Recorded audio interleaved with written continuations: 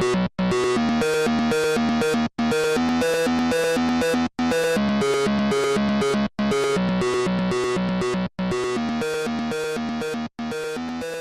here we go. Welcome back to the Game Smash podcast. As always, I'm your host, William Liberty, and with me is... Was Muhammad Yusuf. And today we got a pretty packed podcast. There it is! We got a Gorgon joins Evolve. We got Dark Mewtwo in Pokken Tournament. We got Drive Club Bikes. We got Dissidia Final Fantasy, new trailer. Fallout 4 leaks, launch trailer. Mirror's Edge being delayed. PS Plus League coming. PS Now adds a ton of games, and BlizzCon predictions. All right, let's talk about what we played this week. I played Divinity. More Divinity. More Divinity. It's a fun game, but it's interesting because I've been playing co-op with one of my friends, and we've had a very interesting experience playing that game because it's both simultaneously been like, oh, this is awesome, and we just want to kill each other at the same time. How come? Well, because it's cooperative, and we have very different gameplay styles of how we want to play the game. Okay. So it's been kind of fun. Like for example, there are moments in the game where you have to make a decision as a group, right? Okay. So he'll be like, I want us to do this, and I'll be like, I want us to do this. So the game will go into a rock paper scissors mode where it's like, every rock, paper, scissors game you win earns you a certain amount of points. Like, you need to get 10 points. Okay. And depending on how high your charisma is, the amount of points you get per win is different. Okay. So, for example, if he wins a game, he gets 3 points. If I win a game with my rogue charisma badass, I get 7 points. So, I only need to win 2 games, and he needs to win, like, 4. So he wasn't very happy about that. Just out of curiosity, in terms of character builds and story progression, how does the co-op work? Well, as far as like character builds. Yeah, does your friend like come into your game with his character? Well, basically what we did is that he made his game. He made the game that we're both playing on his PS4, and I joined his game. Now, this is what you can do when you start a game.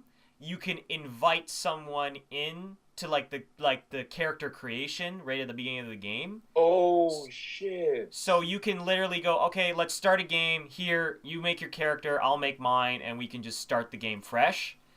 And what we're doing now is that we're going in and just continuing, the story, and we continue our gameplay. I just pick up my character, which is the rogue. And the cool thing about it is that any party members that you get in that game, you can mix and match depending on who you want to control who. So right now, I'm like, okay, Alex, why don't you control the frontliners? You'll control the badass knights, and I'll control my rogue and my and our ranger character.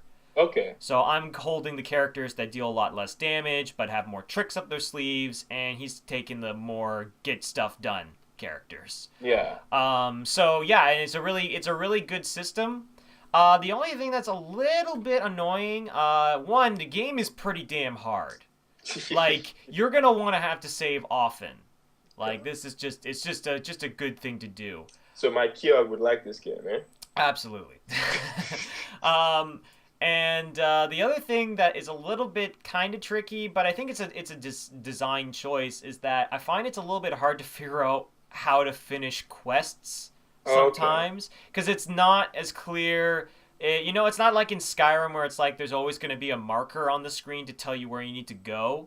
Yeah. Where in some of the quests you'll have to actually go into the quest log and kind of read like, okay, what should I do next according to this little like log entry.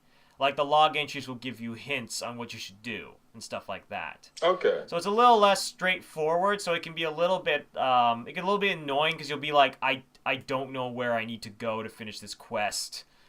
But overall, I still think it's a lot of fun, and we're still near the beginning of the game, and it's clearly, this is a long ass game. Okay. So I'm enjoying it so far. So pretty good. What about you, Fawaz?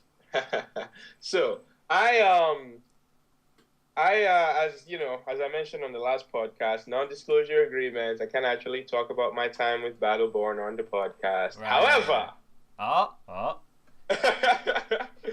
I did find some footage of some gameplay that didn't take place during the closed technical test. So we can talk about that. And as such, I can talk about that. Hey, there you go. I see There you you read go. between the lines. Aha! Can't stop me now. That stopped me down. So yeah, Battleborn. I watched a bunch of gameplay over the week. Right. The game looks really fun. Like Yeah. I'm just gonna get straight to the point. It's a lot of fun.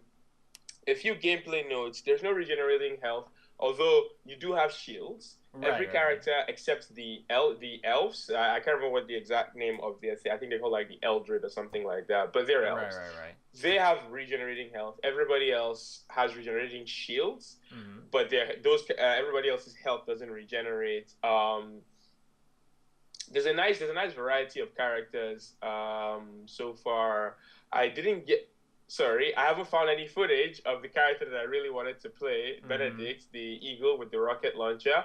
But overall, it's got a really good feel to it. It's very MOBA-esque, which is probably why they refused to show competitive multiplayer for so long, because they were really trying to distance themselves from the MOBA comparisons.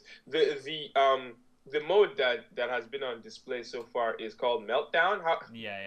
How it works is that you have minions that spawn. It's a symmetrical map. There are these mouths that you have to lead the minions into. Yeah. That was in one of the trailers, I think. Yeah. You gotta lead the minions into the mouth to score, and you gotta destroy your opponent's minions. Destroying your opponent's minions gives you a lot of experience. What I actually found in the gameplay was that you just focus on destroying your opponent's minions and you'll level up a lot quicker, because it's hard to kill people in this game. That's one thing that took me a while to get used to. It is because like I've been playing Call of Duty. I played Rainbow Six, where if someone sneezes on you, you die. Yeah, I've been playing Call of Duty. I'm playing all these games, and then you play this game, and it is difficult to kill people. Like even the squishy characters, the quote-unquote squishy characters, can take a serious beating before they die. Eventually I got used to it, and I don't. It doesn't bother me as much anymore. Right. Two things that worry me though is one, and this is apparently a problem with MOBAs in general, is snowballing. Because you level up, right, over the course of the game. If your opponent is bodying you, like, okay, say you guys all run into the middle of the map, your entire team gets murked, all your minions get murked, they all level up to level 2, you guys are all still at level 1, you come out again, get murked, now they're level 3, you're level 1, all of a sudden, it's a lot. I mean, first of all, they were already beating you, but now they have more health, they have more abilities. The game can get out of hand very quickly. I played 3 games. Oh shit! Scratch that. I'm not going to talk about the 3 games I played last night. This is so complicated. This is so complicated. Okay. Long story short, I can see games snowball very quickly. A lot of games that I watched didn't. Fortunately, but I can definitely see how things can get out of hand very fast. But apparently, that's just an issue with MOBAs in general. So whatever. The other thing that worries me, because I looked at a lot of the Helix builds on their website. Oh, by the way, they finally updated their website. Hey, better late than never, I suppose. Better late than never. A bunch of new characters on the website, and they added little montages to show some of the abilities of the characters and the characters' taunts and all that good stuff. Good. And they put the characters' Helix tree so you can read through them to get an idea for how the characters will build. Now, this one character, Orendi, she's got like 4 arms, 1 glowing eye, she's like a witch. Every single video I saw, a bunch of different players playing her, every single video I saw, they built her the exact same way. They took the exact same skills, level 1 through level 7.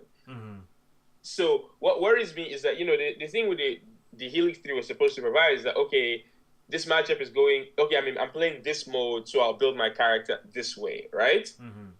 But, I mean, and it's still early, obviously. We might just not have found out applications for the other skills on the Helix tree. But as of right now, there's only one way to build most of the characters, which kind of sucks. But like I said, this doesn't worry me as much because, first of all, the impression I've gotten is when you level up your character, like not in the game, outside of the game. You can level up Yeah. your characters too from playing them. Yeah. Leveling them up will unlock new skills that you can add to your helix tree. Mm-hmm. So there's going to be a lot more options in the final game than what's currently available. And just in general, like some skills that seem shit right now, might just they might be good in a different mode, because I mean there's only one mode available right now. Oh well, we just haven't found a use for them yet. So it Yeah. doesn't worry me as much. The one thing that does worry me is the snowballing, and I think that's actually going to be a problem. One good feature that they have in the game is you can surrender. If things are looking too bad, you can just hit a button to surrender, and then your team will vote on it. And if 3 out of 5 votes for the surrender, then you guys will just quit. Yeah, like that's something that sounds very similar to League. Like League has an exact same thing. At the 20-minute mark, you can just surrender, and then just like because League has that same problem where like there's certain champions in that game that just snowball so hard, and it's like you have very little chance of winning. Yeah. But interesting nonetheless. It looks really good. I'm probably at this point. I'm sold on the game. Mhm. I am about 99% sure I'm going to buy it when it launches in February. All right, cool. Can't wait to get Gentleman Robot. That's the one thing that's keeping me interested. He's so cool. Cool. Anyway, well, let's talk about something that's not as cool. Oh my god. All right. That segue. So Gorgon joins Evolve. Yeah, that is the fifth monster now. Yep. Okay, let me get something out of the way though. I thought the trailer was actually pretty cool. I thought the way that they executed the trailer was actually pretty solid, and I'll give them thumbs up for that. But yeah, he's more of a spidery monster. Which is ironic because it's called the Gorgon, so you'd expect it to be snake-like. Yeah.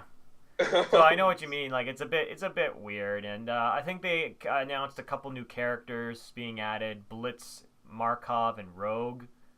Rogue Val. Rogue Val. They're both free, and they're like they're tweaked version, because there's already a Markov and a Val in the game.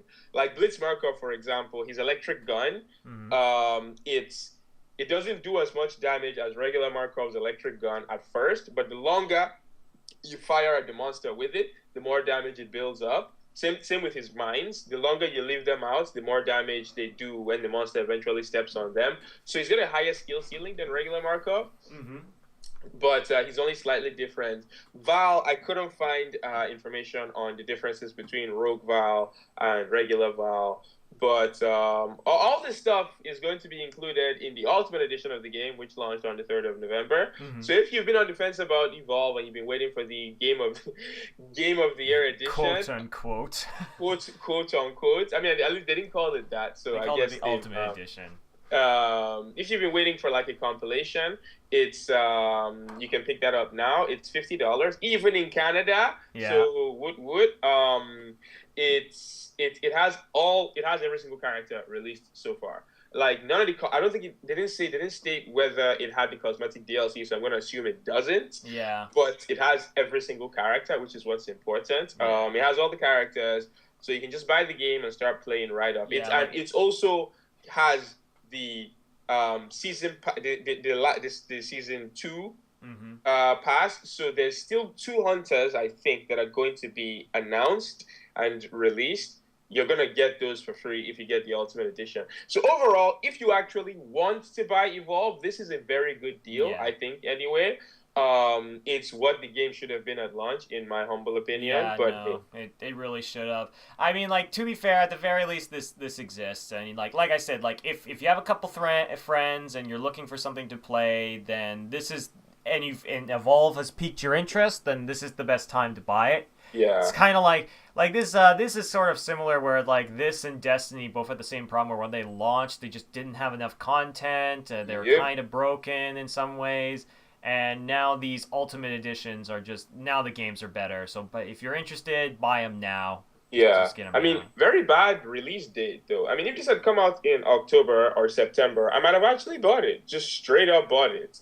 But it's coming out literally a week before Fallout 4, Yeah. so I'm going to pass. Yeah, I'm gonna probably pass too, because Fallout 4, man. But let's move on. Next, Dark Mewtwo. In Pokken Tournament, Secret Boss. Oh, now I love this because everybody should know how much of a badass Mewtwo is. Mewtwo's just a badass. He's a bona fide badass. He's my favorite Pokemon. He's just so freaking cool. So I'm Oh, I'm excited that he is a secret boss. But what do you think about this? oh, calm down there, I'm Tanner. just saying, he's really cool, man. I think it's pretty cool. I've always loved secret bosses in fighting games. You where you have to do some really really difficult stuff in the arcade mode to unlock this boss at the end. So when I heard about this was pretty cool. He looks cool. I like his design. Um, in general, like lore wise, I've never liked Mewtwo. Just to be completely honest, I've never liked Mew or Mewtwo because they're just too powerful. But that's why they're cool. But yeah, I this is pretty cool. I'm really jealous. I mean, I'm never going to buy a Wii U. Let me just Okay, throw that's that out fair. there real quick. But I'm really, really jealous of some of the games that are on the Wii U, and this is definitely one of them. The game looks like a lot of fun. Hmm. It's launching worldwide next spring on the Wii U, so that's something to look out for all your Wii U users. Yeah. And yeah, good shit to Namco. Let's see if they can, because apparently they're actually still working on Tekken X Street Fighter. Could have Yeah. fooled me, but yeah, let's see if they translate some of the gameplay elements in this to Tekken X Street Fighter. One weird thing though is that I still don't have enough. I still don't understand how the game works because all the footage I found is in Japanese. Yeah.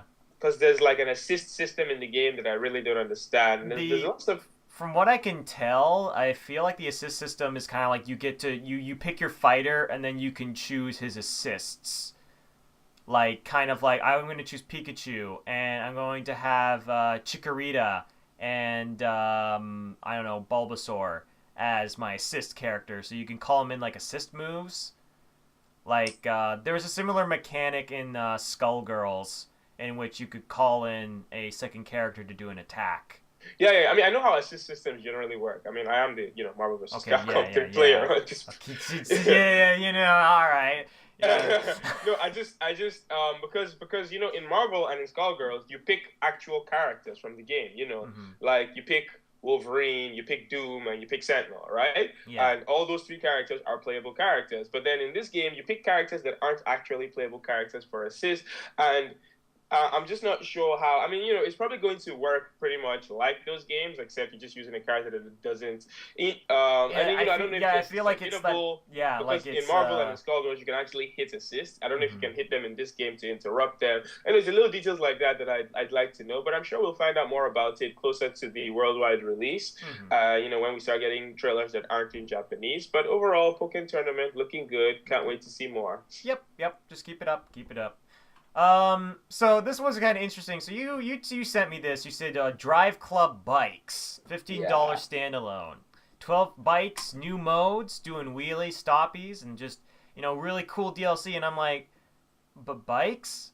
Oh, you mean motorcycles? Okay. Because when you said bikes, I was looking at. I was like, do you mean like regular bikes? Oh my Like god! just like honk honk on like bring Drive bring Club Bicycle. bicycle, because I'm just thinking like, how is that cool at all? Who would buy a game where it's like, oh dude, freaking I'm biking, I'm going down the park? Oh Oh my god! yeah. Wasn't there a bike game that was supposed to come out a little while ago where you could like make your characters naked and Oh. you could. Yeah, I'm Of pretty course, sure there was. of course you would know about that for once. I was going to say that I agree with you because one of the only bike games I know of is they had to sell the game based on the fact that you could make the characters in the game naked. Yep, that's pretty much how you sell a bike game in this generation. Anyway, back on topic. So this actually has to do with motorcycles. It's kind of a cool standalone expansion. What did you think about it, was? I thought it was a cool. I thought it was a cool idea. It was a really cool idea. The game was called BMX XXX, by the way. Yeah, yeah. Just to Just finish to, off on that on topic that real quick. tangent, yeah. But I thought it was a really cool idea. I love. I just want to give Evolution Studios just props in general, right? Okay. They've been supporting. I mean, this game came out over a year ago. The launch was historically bad, right? Yeah. Like I don't think anyone can deny that. And they've been supporting this game. They didn't pack it up. They didn't call it quits. They didn't. They did a lot of free support. I mean, I spoke about this a little bit on the last podcast, but they released a bunch of free stuff for the game. They've released some paid stuff for the game, and now this is like their first expansion. It's not like a massive RPG type expansion, but it's a really cool addition to the game. You can race bikes now. You can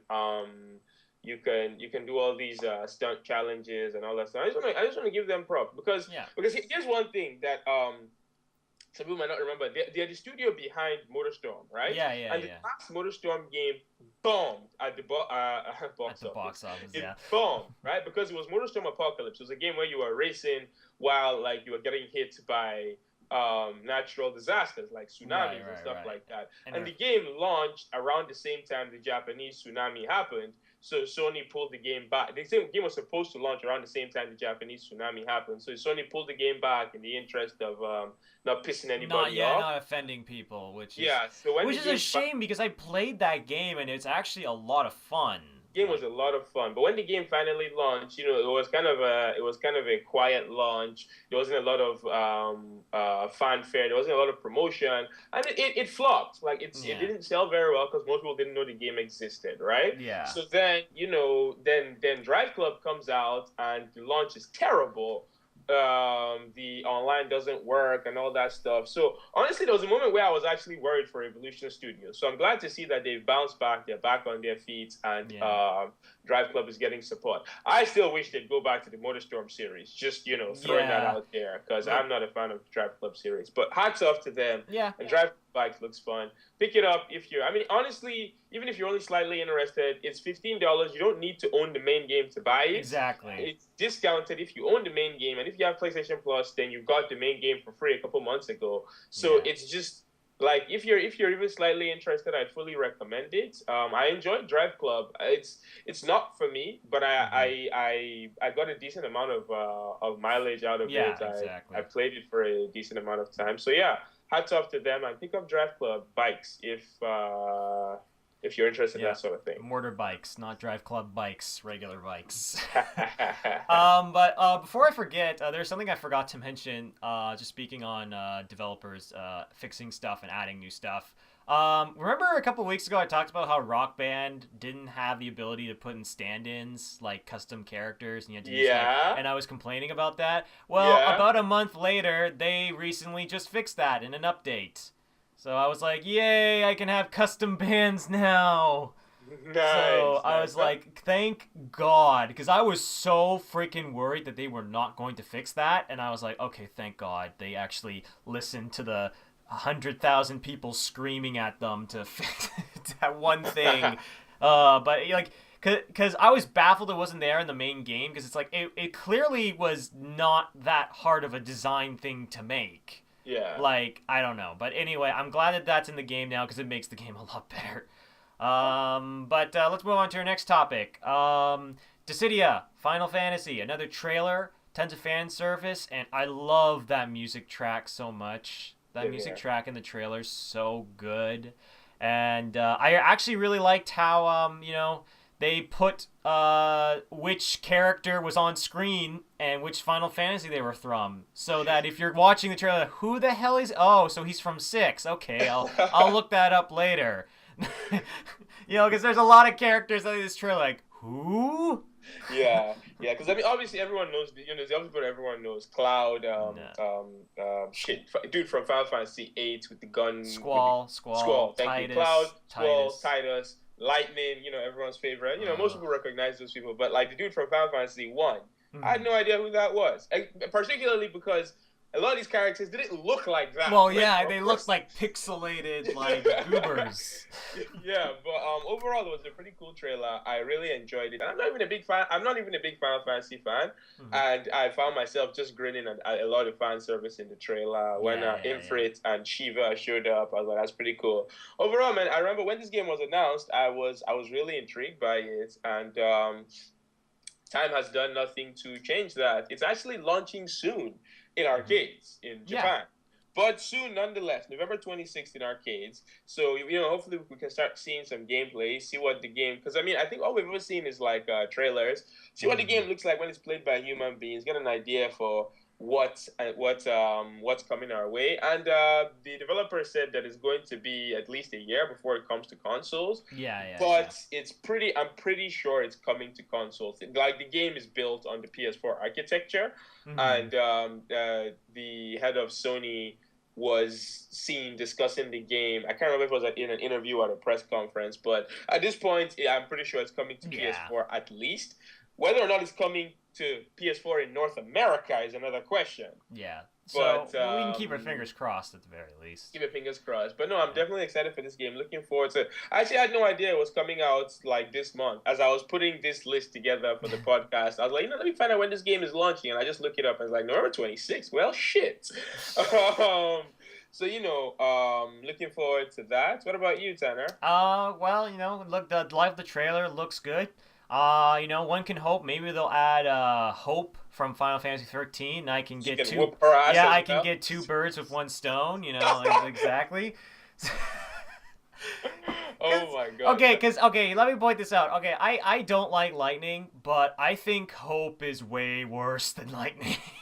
Wow. I actually hope I see what I did there. Yeah. I actually pray they don't add hope to this game because I think, Tyler, that you might lose it. You I, might lose it playing oh, I can't wait for her to tell in the final boss fight when they all have to team up as a group. She's just gonna show up and tell, just don't worry about it. Just ignore your problems.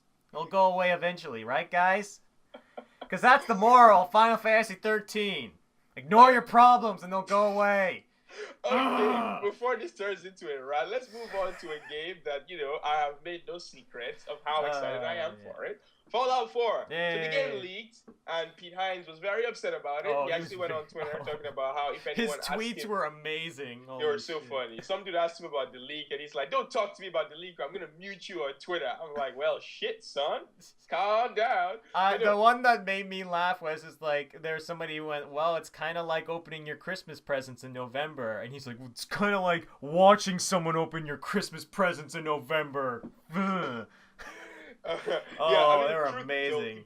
he probably overreacted a little bit, especially since this isn't new. Apparently, Fallout 3 leaked like 3 weeks before the game launched. Mm. Skyrim leaked like 10 days before it launched. So hey, progress. This leaked a week before launch, so Progress, we're cutting it down. So Elder Scrolls 6 is going to leak maybe 5 days before launch. Yeah, exactly. Well, to be fair though, I understand like why he's pissed off because this is one of those games where it's like you want to kind of go in blind. Well, Like I mean, here's the thing for me, right? Is that if I want to go in blind, like I want to go in blind, so I didn't watch any of the leaks, right? yeah. But if there's someone out there that doesn't want to go in blind, wants to get an idea for what the game, because I mean, like people are hungry. This game has been what 5 years in the making. When did Skyrim come out? 2011. 2011. People have been waiting 4 years for this game, and if you're talking about people that have been waiting since Fallout 3, you're looking at 8 years. Yeah. So people are goddamn hungry, and then on top of that, Bethesda haven't released anything, any footage of this game, which I applaud them for, right? Yeah. But like if someone is like, you know what, I'm craving it, so I'm gonna watch some stuff to tide me over till the game comes out. I don't really see a problem there, But because I mean, at the end of the day, no one's forcing anyone to see the leaks. When I heard the leaks happen, Like, I will admit I watched one of the leaks and it didn't even really. I know. It didn't really show that much. I was just kind of interested to see a little bit of gameplay, like actual live action gameplay, and I was like, okay, I have a better idea. Like it wasn't even that spoilery. Like it didn't even, at least the one I watched didn't really spoil the story. That's the thing that pisses me off more is when leaks happen and big story things get spoiled. Yeah, because that can ruin a game really, really quickly. Yeah, but speaking of story things, they actually released a launch trailer. It gives us a little Yes. bit of an idea of Mm-hmm. some of the story elements that are going to Yes. be Yes. in this game. So one thing that's mentioned in the trailer. Have you seen the launch trailer yet? Yes. Yes. I've seen it.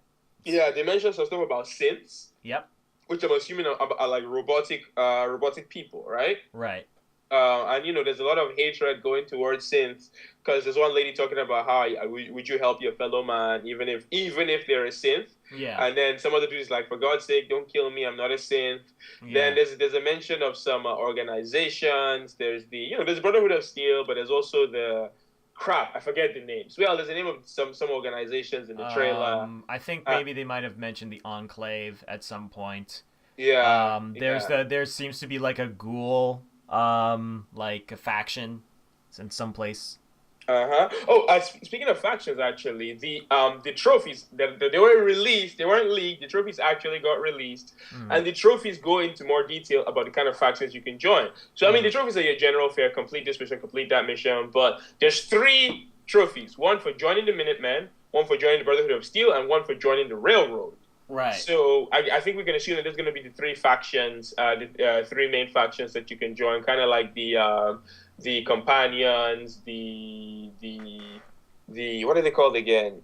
The Oh, Dark the Brotherhood, companions. There were the Dark the Brotherhood, and the dark Thieves and Guild. the thieves guild. Yeah. Yeah, those kind of like that. So that's pretty cool. One interesting thing to note, though, from the trophies is that there is no mention of karma. Mm-hmm. I am so happy about that because that is one thing I hoped would not. That was one thing from Fallout 3 I hoped they would not bring into Fallout 4 because I really, really hate binary morality systems. Yeah, I can see that. I Yeah, can I see really that. hate it, so I'm glad that shit is gone. But overall, bits and pieces of information about Fallout. I mean, really, it's like what, 5 days till the game Yeah, launches. like. At this point, I don't mind. I don't mind the wait. I thought this wait would be a lot more painful than it currently is, but I really Mm-hmm. don't mind. The game is gonna have preload support, so if you buy it digital, which is what I'm doing, you Right. can install it and before it actually launches. So when the game launches, you can just start playing. You don't have to install, you don't have to download or anything. And Yeah. yeah, man, Fallout 4.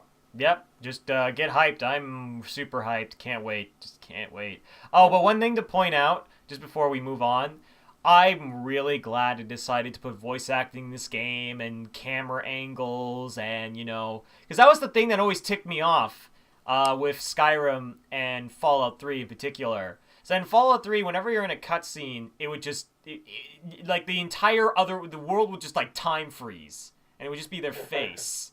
And that Yeah, was like, it kind of pulled me out of the experience a bit. And I was like, yeah. okay, well, whatever. It's a decent way to do it, I guess. And then it was Skyrim. Skyrim had a different problem. Skyrim is like the world was still running while you were talking to people, but you felt so far away from them that it was hard to have any, like, Connection. direct emotional attachment when you feel like it's like trying to have an emotional scene when the camera's like 50 feet away. You know what I mean? Yeah. Like it's difficult. So that was Skyrim's problem. So I'm glad it seems like they've finally found a decent like way to like move the cutscenes and the dialogue options. So just flat, I'm just really excited for that. I feel like it's gonna make this game 100 times better.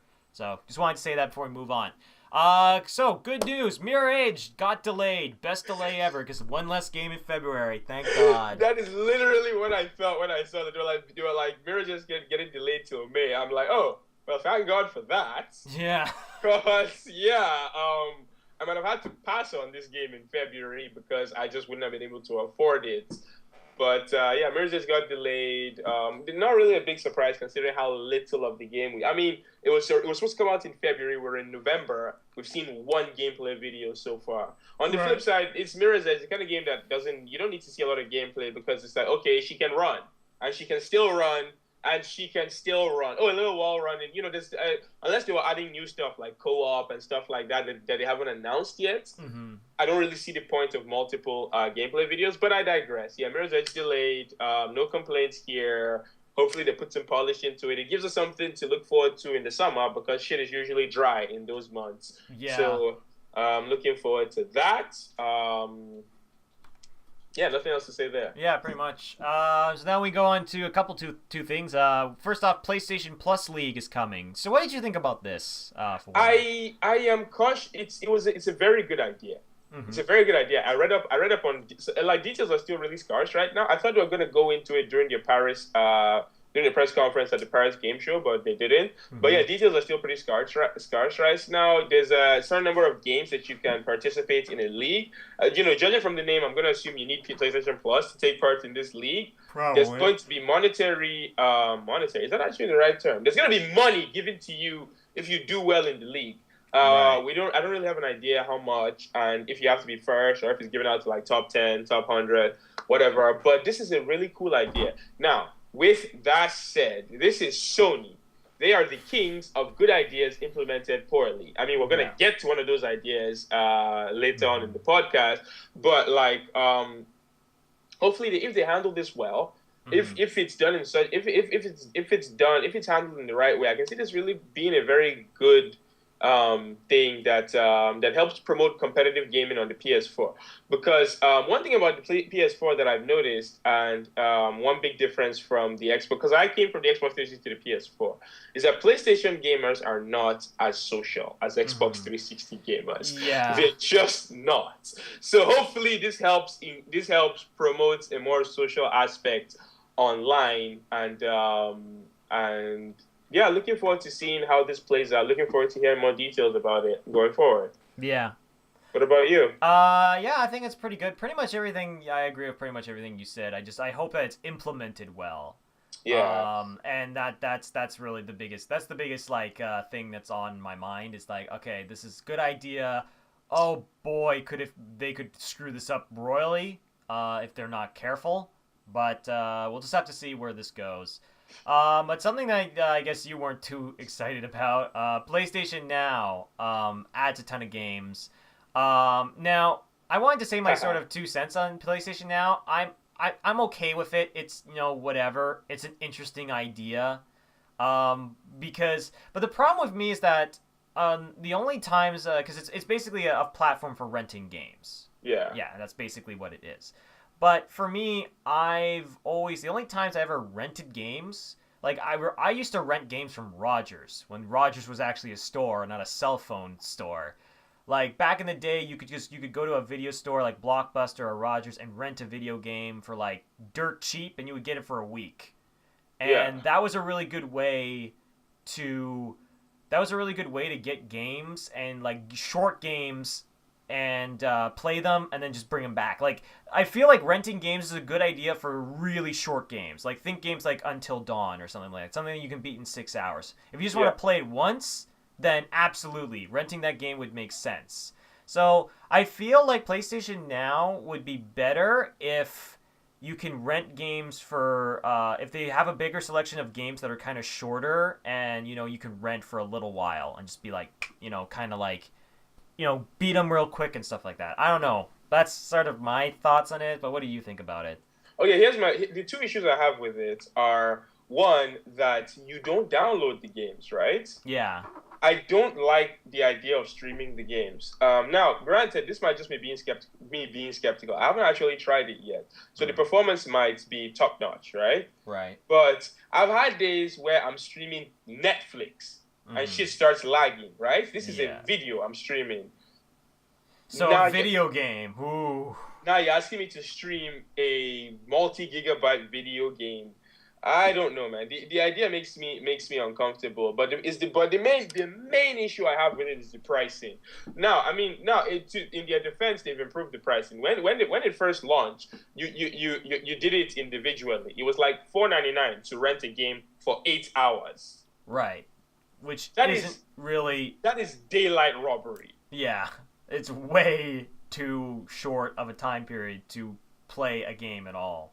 Especially for $5. Are you kidding me? Anyway, they introduced a subscription plan where you can go 1 month for $20, and then during that 1 month you can stream whichever games you want, or a 3 month package for $45.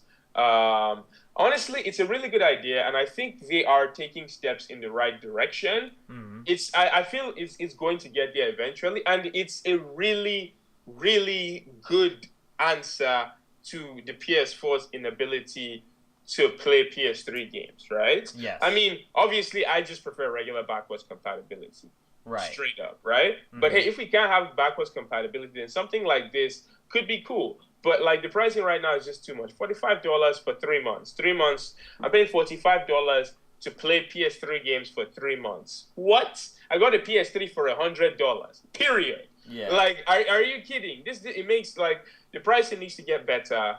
And they did say they're gonna add PS4 games eventually, and it's something that I feel like, I mean, if Sony stick with it, if they don't bail on it like PlayStation Home, if they stick with it and they keep refining it, a couple years down the line, I feel like this will be a very, very good system. It'll be a very good thing that they have.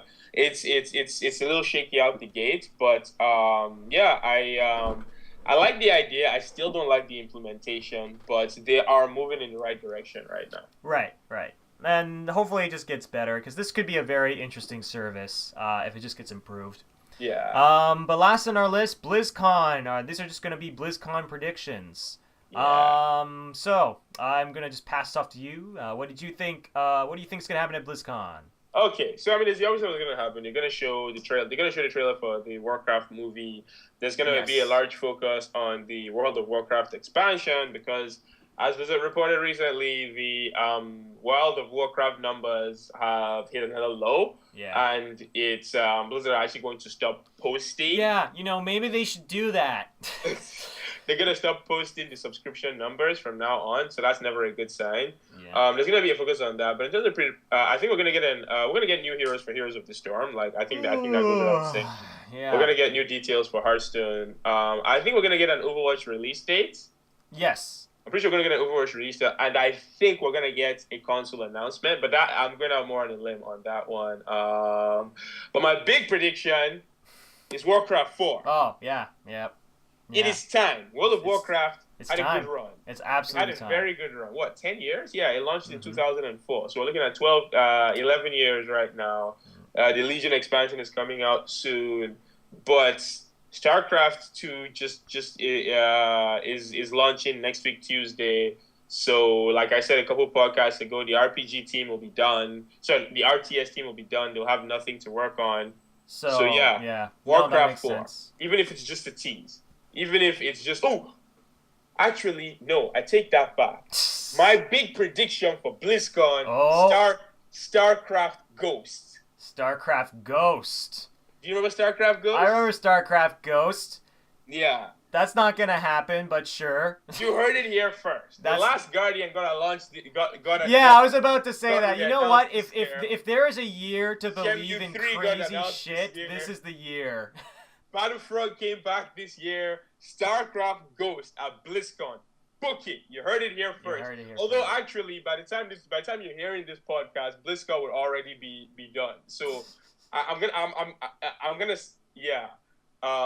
you'd have heard it already at BlizzCon, so you'll be hearing it here first. But you get the point. StarCraft Ghost, BlizzCon. Book it. Oh God, yeah. I really hope this happens just to see your reaction next week, because it would be similar to my reaction at E3 when all those games got announced. That would be amazing. Honestly, if we're in reality, if we're actually predicting in reality, I think it's just gonna be Legion trailer, maybe Hearthstone, Overwatch. Honestly, I couldn't give two shits about Hero of the Storm. I'm sorry, I just don't care at all. So I actually hope that they don't announce more stuff for Hero of the Storm. I think it's gonna be wasted time. Focus on Heroes of the Storm, but yeah, I'm with you. I don't. I have no love for Heroes of the Storm. Oh, real quick, actually, before we skip out on this, for those that actually don't know, StarCraft Ghost was a game that was announced a very long time ago by Blizzard. It was supposed to be a third-person shooter set in the StarCraft universe where you control a ghost, which is a unit in StarCraft that primarily uses a sniper and cloaks. But they also had a couple of other abilities, like they can use EMPs to take away enemies' mana and call down nukes. So it was going to be a third-person shooter, and we actually saw some gameplay footage of it. We saw some footage of the multiplayer. But I guess it just wasn't up to Blizzard's standards. Right. Now the funny thing about StarCraft Ghost is that it was never officially cancelled. It was just kind of shoved to the Oh side. wait, actually, scratch that. It was officially canceled. Yeah, I was about to say. Huh. So, you heard it live. Don't worry, StarCraft Ghost is going to come out of cancellation. Yeah, It's gonna come back to they life. actually just announced last year that it was officially canceled. Well, shit. Well, This is if you're awful. listening to the podcast, you can expect accurate news and predictions. Our 100% accurate predictions for BlizzCon. StarCraft Ghosts.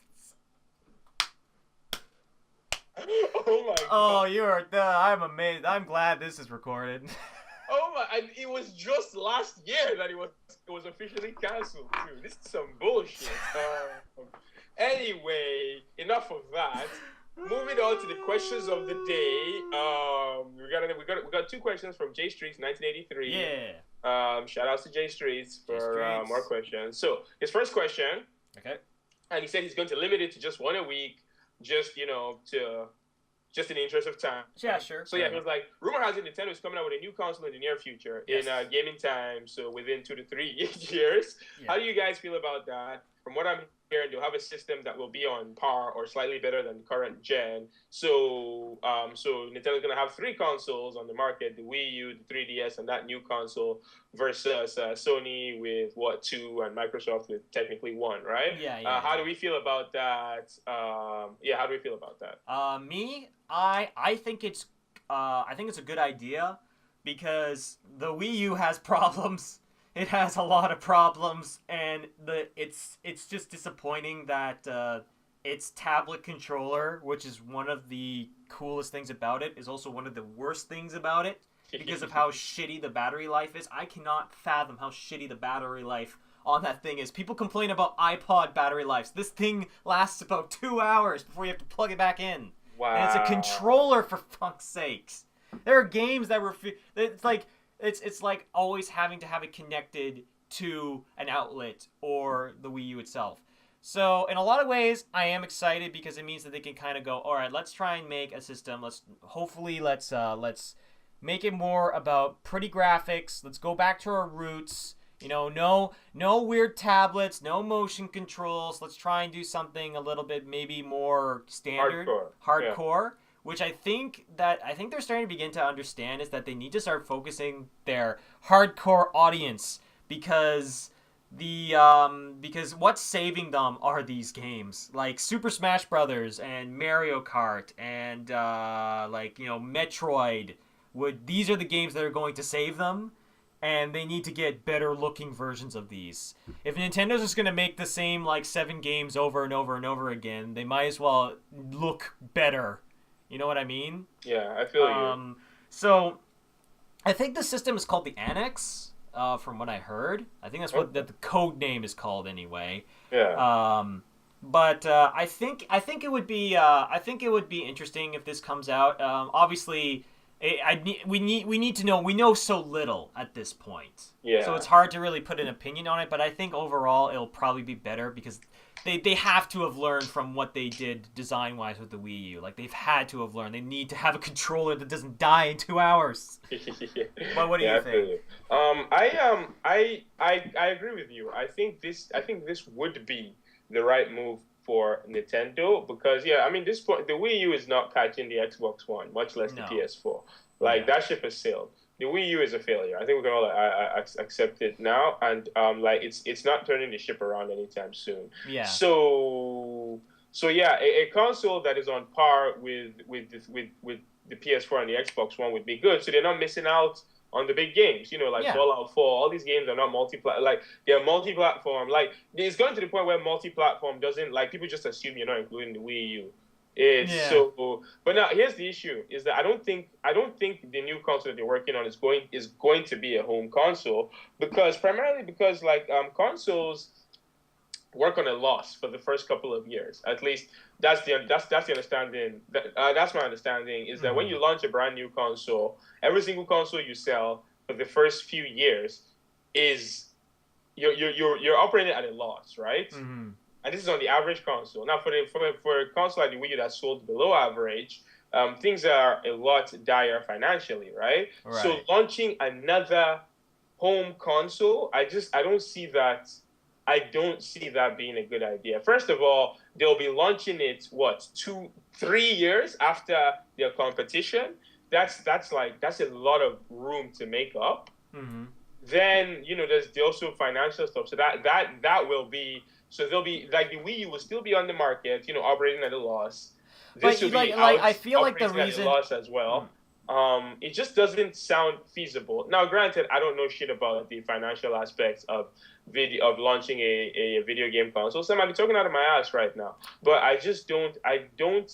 It just doesn't make sense for them to launch another home console right now. Yeah. yeah, I can kind of see that, but in some ways, it makes a little sense, at least because the Wii U, as much as it is a failure, it is still making a little bit of money from games like good games like Super Smash Brothers, Bayonetta 2, Mario Kart 8, and there's Zelda titles that are on the way. Um, and there are things that are making the Wii U some money, so yeah, I can kind of see they're just like, all right, we are making a little bit of money from the Wii U, but not a whole lot. The 3DS is still printing money for us at this point, which is why I find it interesting is that they have putting a lot more money into making just really good 3DS games, which just it makes sense. It just makes sense for them to put money into making really good 3DS games because everyone has a 3DS, and they're more likely to sell games on the 3DS than they are on the Wii U, which kind of is a shame because there are things that I do like about the Wii U. It's just annoying that there's so many design flaws with that console. Yeah. Like as much as you complain about the missing features on the PS4, it is nothing compared to the stuff that's on the Wii U. But I feel like overall, I'm excited for them to work on a new console. Like I said, we have to. I have to see more to have a more precise opinion. But I think it's I think it's better than doing nothing at this point. Yeah, yeah, that makes sense. Yeah, so I feel you. So moving on to the other question. Yeah. Does the gaming industry need another recession? Well, that got deep real quick. These Uh. days, everyone and their mother wants to have their own development company, which is fine and great, but by doing so, the demand will never meet the supply. More and more studios are opening up, and teams are splintering off at a rate that is damaging the gaming industry as a whole. Sure, people, the money is going up year by year, but to similar blockbusters, you need to constantly open new store until you get crushed. But okay, I get where this is going. So it's funny because I agree and disagree with this. I do think I don't think I think the gaming industry is raking in money at a rate that just seems unsustainable, Mm-hmm.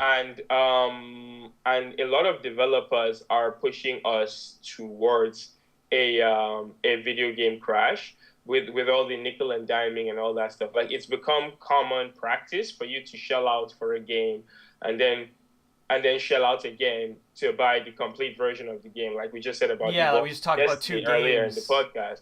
Now, Yeah. with that said, like that is the reason why I feel like the game industry might be headed towards a recession, not because of so many development studios. Because I don't feel like too many development studios is what's this thing called, negatively affecting the game industry. Yeah. I don't think so. Because so long as the multiple development studios are working on multiple types of games, I don't see the problem there. Oversaturation starts when you have 20 studios working on 20 first-person shooters. Yes. Then you start having issues, right? Mhm. But you have your little indie studios working on your what's that game you've been playing? The one you've been harking about? Oh, Undertale. Yeah, Yeah, like you have your I was little about to make that as a point is that like if he didn't go out and do his Kickstarter campaign and spend 2 years making this amazing game, then you wouldn't get creative stuff like this.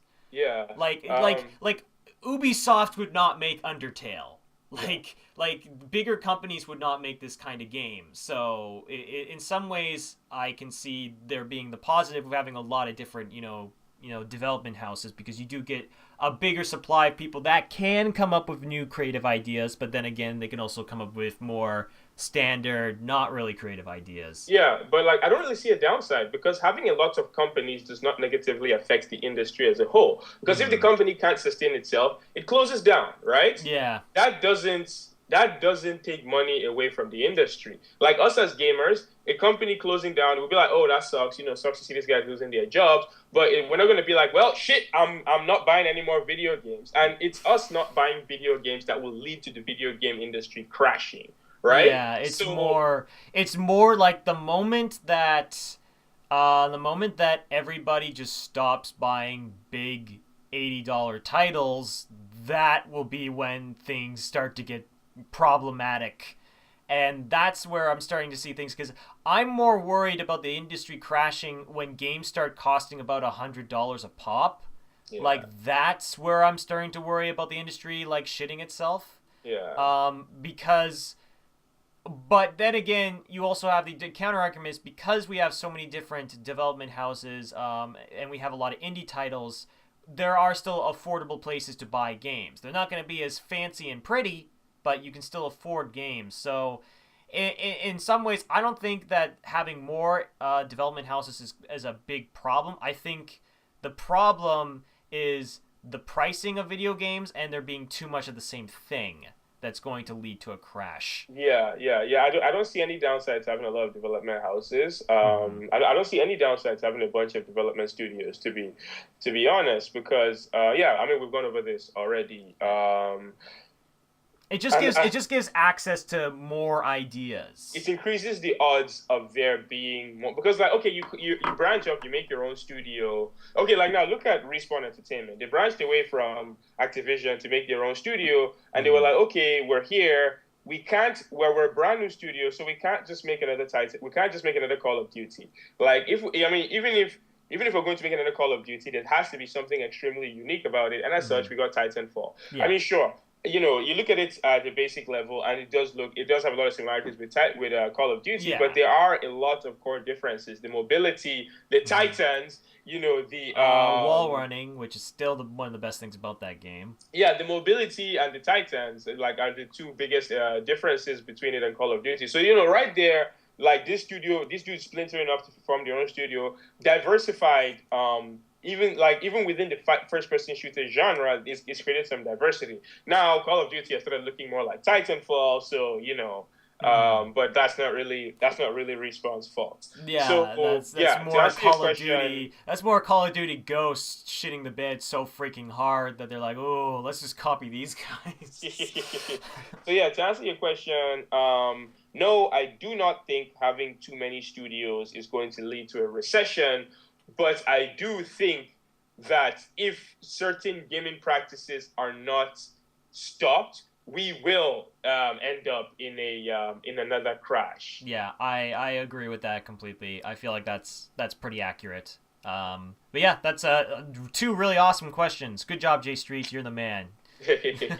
But I think with that, we're going to have to wrap things up. So don't forget to like, subscribe, and comment. And if you leave a comment in the comment section, we'll make sure to answer it in the next podcast. And as always, this was your host, William Liberty, and... Boaz Muhammad Yusuf. And we'll see you guys next time. Take care.